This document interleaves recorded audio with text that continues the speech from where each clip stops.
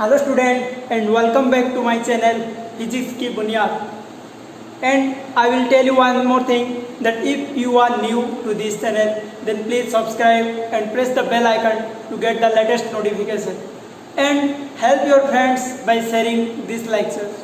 चलिए देखते हैं ये इलेक्ट्रिक फील्ड लाइन, जो फील्ड लाइन है वो होता क्या है। तो पहले इलेक्ट्रिक फील्ड लाइंस मतलब पढ़ने से पहले थोड़ा मैं आपको इलेक्ट्रिक फील्ड के बारे में बोलना चाहता हूँ। जो लास्ट में हमने डिस्कशन किए थे, जैसे कि इलेक्ट्रिक फील्ड क्या होता है ना, the electric field is the surrounded to a charge and if you bring a unity positive test charge to that field then it will experience some force. तो ये होता है क्या, मतलब ये जो इलेक्ट्रिक फील्ड है वो एक रीजन है, वो सराउंड किसको करता है ना, एक चार्ज को करता है। एक चार्ज का सराउंडिंग जो होता है उसको हमें इलेक्ट्रिक फील्ड बोलते हैं। ओके, एंड इलेक्ट्रिक फील्ड का फॉर्मूला क्या था जो हमने डिस्कशन किए थे कि इलेक्ट्रिक फील्ड का फॉर्मूला है K into Q by R square. तो K क्या होता है, K होता है the constant, the proportionality constant for air medium it is 1/4 pi epsilon naught, and for any other medium you can put like 1/4 pi epsilon naught into epsilon r। so पहले तो ये तो हमें पता लग गया कि जो इलेक्ट्रिक फील्ड स्ट्रेंथ है वो किसके ऊपर डिपेंड कर रहा है ना, r के ऊपर डिपेंड कर रहा है। r क्या होता है ना, डिस्टेंस। ओके, तो हमें अभी डिस्कशन करेंगे कि इलेक्ट्रिक फील्ड लाइंस क्या होता है।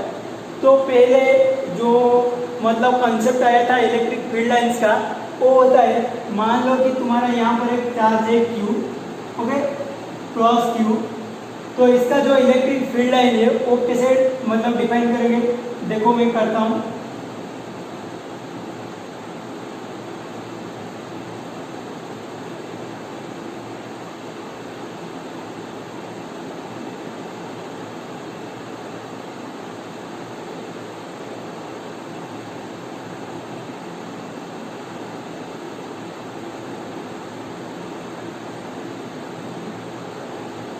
तो ये आप ऐसे बहुत सारे लाइन बना सकते हो। ऐसे मैंने सिंपलिसिटी के लिए 4 लाइन बना दिया, बट आप बहुत सारे लाइन बना सकते हो। तो ये होता है इलेक्ट्रिक फील्ड लाइंस।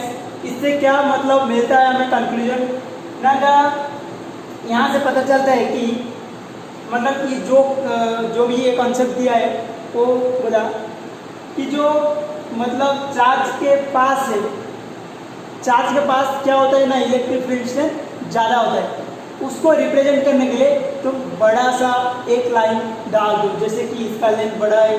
उसके बाद इलेक्ट्रिक फील्ड इंटेंसिटी क्या होता है, जो फील्ड है वो मतलब डिक्रीज होता है। वो डिक्रीज को इंडिकेट करने के लिए हमें छोटा लाइन डाल दिया। तो फिर से दूर जाओ तो इलेक्ट्रिक फील्ड लाइन धीरे धीरे छोटा होते जा रहा है। But don't confuse that it never be zero. कभी ये जीरो नहीं होगा, वो इन्फिनिट तक जाएगा, वो बहुत स्मॉल हो जाएगा, बट जीरो नहीं होगा।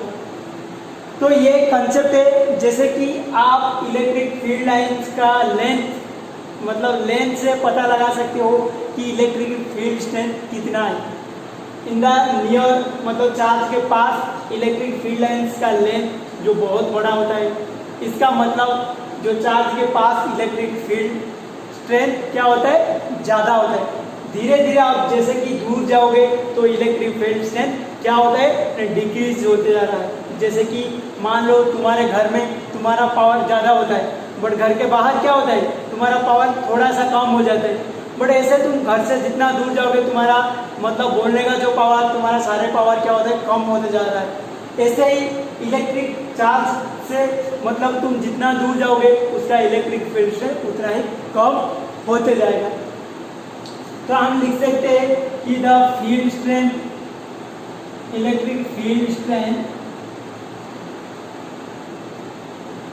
is proportional to the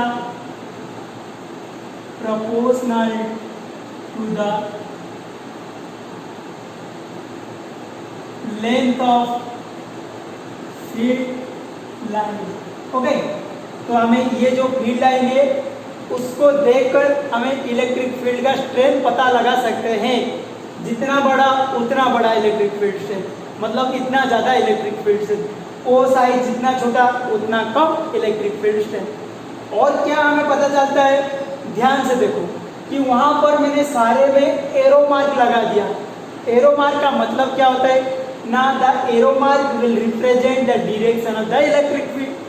तो आपको यहाँ मतलब यहाँ से दो चीज मिलेगा, एक तो इसका स्ट्रेंथ, इलेक्ट्रिक फील्ड का स्ट्रेंथ कहाँ पर कितना होता है, और जो इलेक्ट्रिक फील्ड है उसका डायरेक्शन क्या है, मतलब जो एरो मार्क है उसी का डायरेक्शन ही इलेक्ट्रिक फील्ड का डायरेक्शन होता है। और एक पॉइंट मैं आपको बोलना चाहता हूँ, जो पॉजिटिव चार्ज होता है, पॉजिटिव चार्ज के लिए इलेक्ट्रिक फील्ड लाइंस कैसे होता है, आउटवर्ड होता है।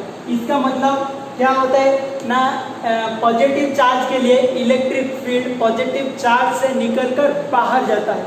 समझ में आ रहा है, यहाँ पर पॉजिटिव चार्ज है और एरो मार्क आउटवर्ड डायरेक्शन पे है। इसका मतलब the electric field lines are away from the positive charge. But in the case of negative charge में क्या होता है ना, नेगेटिव चार्ज में the electric field lines are toward the what, electric charge. तो हमें ये भी पता मतलब यहाँ से ये वाला याद रखो कि पॉजिटिव चार्ज से इलेक्ट्रिक फील्ड शुरू होता है और नेगेटिव चार्ज से इलेक्ट्रिक फील्ड एंड होता है। ये बन गया पॉजिटिव के लिए, ये बन गया नेगेटिव के लिए।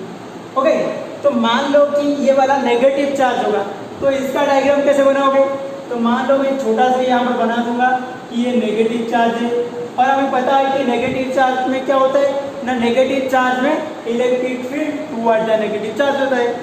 तो मैं इसे बना दूंगा, उसके पास बड़ा सा लाइन बना दूंगा, इसके बाद छोटा सा लाइन बना दूंगा, और दूर जाओ तो और छोटा सा लाइन, और दूर जाओ तो और छोटा सा लाइन। तो जितना दूर जाओगे उतना ही जो ये लाइन है उसका लेंथ डिक्रीज होते जाएगा। उसका मतलब क्या है ना, जितना दूर जाओगे तुम इलेक्ट्रिक फील्ड स्ट्रेंथ डिक्रीज होता जाएगा। तो ये था एक कॉन्सेप्ट। और भी एक कॉन्सेप्ट है, दूसरा कॉन्सेप्ट, इसको थोड़ा सा आसान बनाने के लिए और एक कॉन्सेप्ट है। जैसे कि आप इलेक्ट्रिक फील्ड लाइंस को, मान लो कि ये पॉजिटिव चार्ज है, ऐसे आप डायरेक्ट एक लाइन खींच के आप ऐसे, मतलब एक पॉजिटिव चार्ज का इलेक्ट्रिक फील्ड जो आप ऐसे डिफाइन कर सकते हो। ये हो गया दूसरा कंसेप्ट। तो इसमें क्या है और इसमें डिफरेंस क्या है, कुछ नहीं, जो बहुत सारे लाइन थे वो सारे को मैंने जोड़ दिया, तो जोड़ के एक लाइन बना लिया। तो एक लाइन बना लिया तो इससे हमें क्या मिलता है, एक तो मिलता है हाँ या ये भी सेम डायरेक्शन दिखा रहा है, ये जैसे डायरेक्शन दिखा रहा था वो भी ऐसे डायरेक्शन दिखा रहा है। इसका मतलब हमें यहाँ से ये तो पता लग गया कि इलेक्ट्रिक फील्ड का डायरेक्शन मतलब कैसे है। But what about the magnitude, तो मैग्नीट्यूड क्या हुआ, मैंने यहाँ बोल दिया कि लाइन का लेंथ जितना बड़ा वो फील्ड भी उतना स्ट्रॉन्ग, लाइन का लेंथ जितना छोटा फील्ड का वैल्यू भी उतना कम। तो यहाँ पर कैसे पता चलेगा कि हमारा जो फील्ड स्ट्रेंथ है वो कितना है। तो ये भी मतलब ये बहुत आसान है, ये भी बहुत आसान है। इस कॉन्सेप्ट में इलेक्ट्रिक फील्ड स्ट्रेंथ कैसे निकालोगे ना, देखोगे कि इलेक्ट्रिक फील्ड लाइन कितना है, एक जगह पर तुम जहाँ पर मतलब इलेक्ट्रिक फील्ड निकालने चाहते हो वो जगह पर इलेक्ट्रिक लाइन ऑफ मतलब इलेक्ट्रिक फील्ड लाइन्स कितना है। मान लो तुम यहाँ पर चारों तरफ दिखोगे तो यहाँ पर इलेक्ट्रिक लाइन का फोर्स क्या होता है, ज़्यादा होता है। इसका मतलब चार्ज के पास इलेक्ट्रिक फील्ड बहुत ज़्यादा। बट जितना दूर जाओगे, यहाँ जितना दूर जाओगे वो क्या होता है ना, इलेक्ट्रिक फील्ड के बीच में जो गैप बड़ा होते जा रहा है। तो जितना दूर जाओगे तो इलेक्ट्रिक फील्ड लाइंस क्या होता है, कम होते जा रहा है। मान लो मुझे यहाँ पर इस एरिया पे मुझे इलेक्ट्रिक फील्ड जरूरत है, तो मैं क्या करूँ, यहाँ पर कितना लाइन है ना, ये एक लाइन है, ये दो लाइन है, ये तीन लाइन है। तो मैं बोल सकता हूँ मतलब इलेक्ट्रिक जो चार्ज है उसके पास जो एरिया है उसमें तीन लाइन्स ऑफ फोर्स है, तो तुम बोल सकते हो इसमें ज़्यादा इलेक्ट्रिक फील्ड है।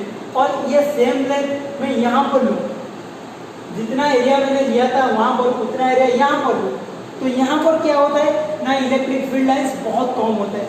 मान लो मैं यहाँ पर भी एक इलेक्ट्रिक फील्ड लाइन्स ड्रॉ कर सकता हूँ, बहुत सारे ड्रॉ कर सकता हूँ, उसमें कोई प्रॉब्लम नहीं है। बट सिंपलिसिटी के लिए आप जितने मतलब अच्छा दिखेगा जितना उतना ही ड्रॉ करो। तो मैं मान लो यहाँ पर मुझे फील्ड जरूरत है, मैं तो क्या बोल सकता हूँ मैं ना, यहाँ पर जो एरिया है उसमें क्या होता है, लाइन्स ऑफ फोर्स बहुत कम है। तो यहाँ कम है, इसका मतलब यहाँ तुम जितना दूर जाओगे लाइन्स ऑफ फोर्स क्या उतना कम होते जाएगा, बट जितना पास आओगे लाइन्स ऑफ फोर्स क्या उतना ज़्यादा होगा। तो यहाँ से भी हमें पता लगा सकते हैं कि इलेक्ट्रिक फील्ड जो स्ट्रेंथ है वो कौन सा जगह पे कितना है, और जो इलेक्ट्रिक फील्ड का जो डायरेक्शन होता है वो कौन सा डायरेक्शन पे आप ये पता लगा सकते हो। ओके, मैं और कुछ पॉइंट्स आपको बोलना चाहूँगा, जैसे कि जो इलेक्ट्रिक फील्ड लाइंस है वो होता क्या है, एक्चुअल में क्या होता है, वो सच में है या हमें ऐसे बोल देते हैं कि इलेक्ट्रिक फील्ड लाइंस। तो ये होता है एक इमेजिनरी लाइन। ओके, ये इमेजिनरी लाइन है जो कि पॉजिटिव चार्ज से निकलता है और नेगेटिव चार्ज तक जाता है। ओके, नेक्स्ट हम देखते हैं कि जो मतलब मान लो कि तुम्हारा एक स्फीयर है। ओके, उस स्फीयर के सेंटर में एक तुम्हारा पॉइंट चार्ज है, तो वो पॉइंट चार्ज के वजह से जो मतलब स्फीयर का सरफेस है वो सरफेस में कितना इलेक्ट्रिक फील्ड स्ट्रेंथ है या कितना इलेक्ट्रिक फील्ड है वो अभी कैलकुलेट करेंगे। तो मैंने ये वहाँ पर एक बना दिया कि एक जो यहाँ पर क्यू चार्ज है, ये सेंटर है, एंड ये एक स्फीयर का एक पार्ट है जो होता है ये डेलेस एरिया है, ये होता है एरिया, ये हो गया तुम्हारा एरिया, और कितना एंगल हो गया डेल ओमेगा, और आप इसको बोल सकते हो कोई सॉलिड एंगल, ये होता है सॉलिड एंगल। ओके, और डेल एस हो गया कि सरफेस एरिया,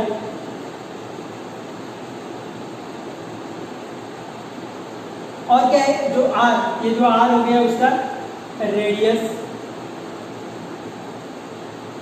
उसके हिसाब से हम मतलब ये रिलेशन लिख सकते हैं कि जैसे कि del omega equal to del S by R square. Okay, यहाँ से मतलब ये जो एंगल है वो किसके साथ इक्वल है ना, the area divided by the radius का स्क्वायर। तो यहाँ से हमें पता लगा सकते हैं कि जो मतलब डेल एस का फॉर्मूला निकाल सकते हैं। तो डेल एस का फॉर्मूला क्या होगा, डेल एस का फॉर्मूला होगा del omega into R square. आ रहा है समझ में? तो ये डेल एस का ये मतलब एरिया आ गया।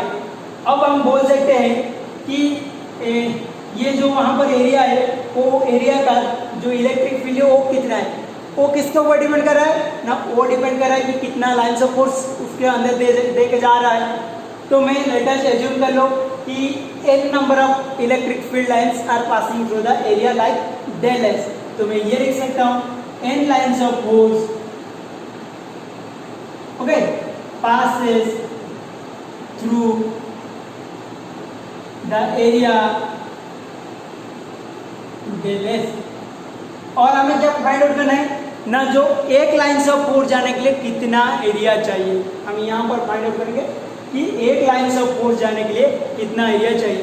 तो हमें सिंपली ये लिख सकते हैं कि डेल एस एरिया मतलब रिक्वायर्ड करता है for n lines of force. Okay, तो हम लिख सकते हैं कि del omega into R square area चाहिए किसके लिए ना, n लाइन्स ऑफ फोर्स के लिए। एक एरिया जो चाहिए वन एरिया चाहिए किसके लिए, n by del omega into R square. मतलब हम ये पता लगा सकते हैं कि वन यूनिट एरिया में कितना लाइन्स ऑफ फोर्स जा रहा है, या तो वन लाइन्स ऑफ फोर्स जाने के लिए कितना एरिया जरूरत होता है। अब ये भी लिख सकते हो फाइंड आउट कर सकते कि एक लाइन्स ऑफ फोर्स जाने के लिए कितना एरिया जरूरत होता है, और एक एरिया में एक जो यूनिट एरिया होता है वो यूनिट एरिया में कितना लाइन्स ऑफ फोर्स जा रहा है।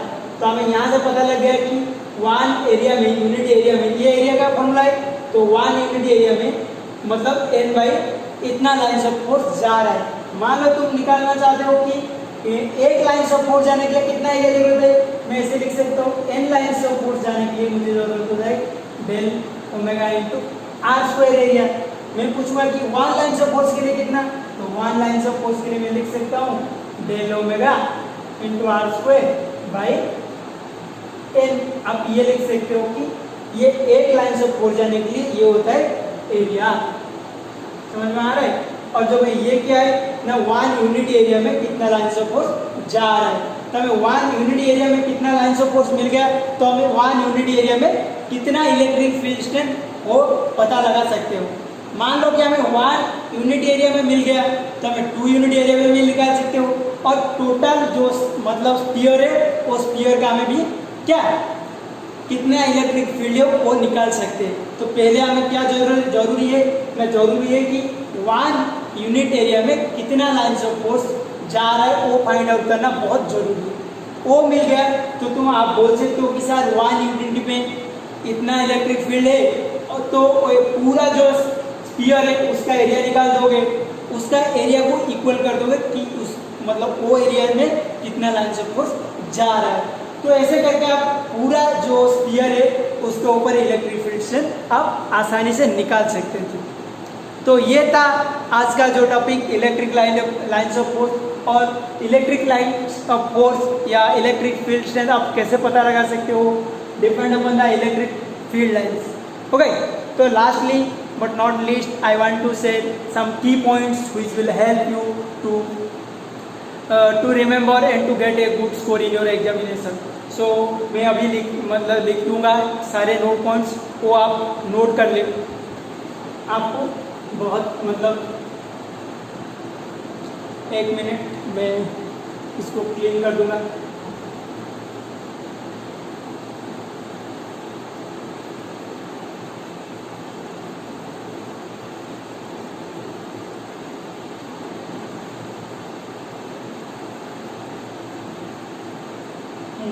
तो अभी लिखेंगे कि पहला पॉइंट जो क्या होता है ना इलेक्ट्रिक फील्ड लाइंस का। सो फर्स्ट पॉइंट क्या है ना, electric field lines are starting from positive charge and end at negative charge. तो ये लिखेंगे the lines of force start from positive charge and कहां से हो रहा है, negative charge, end at negative charge. Okay, second point क्या है ना, दे आर कंटिन्यूअस कर्व। समझ में आ रहा है, दे आर कंटिन्यूअस कर्व।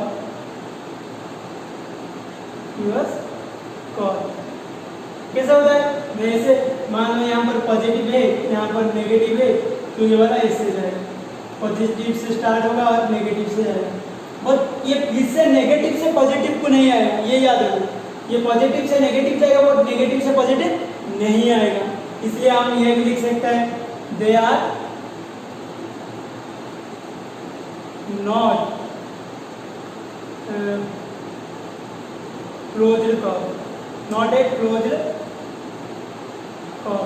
मतलब ये जो लाइन सपोर्ट है वो क्लोज्ड कर्व नहीं है, मतलब ऐसे जाकर फिर से ऐसे नेगेटिव से पॉजिटिव नहीं आएगा, केवल नहीं। ये दे आर मतलब जो सेकंड पॉइंट है, दे आर कंटिन्यूअस कर्व, मतलब यहाँ पर यहाँ से शुरू होता है, यहाँ से खत्म होता है, इसमें कोई डिसकंटिन्यूअस नहीं है, इसलिए मैंने लिखा दे आर कंटिन्यूअस कर्व।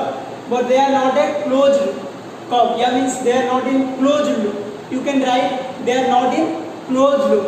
हमें इसको मिटाकर ये भी लिख सकते हैं कि और they are not in closed loop.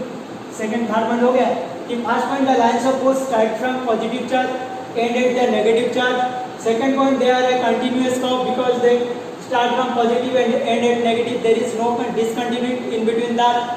Third is what? They are not in closed curve, means they are not in the closed loop. इसके अंदर closed loop नहीं है। और fourth point क्या होता है ना, they never intersect, never intersect.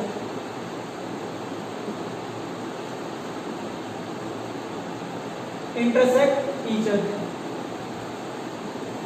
Okay, तो ये आपस में कभी भी इंटरसेक्ट नहीं करते।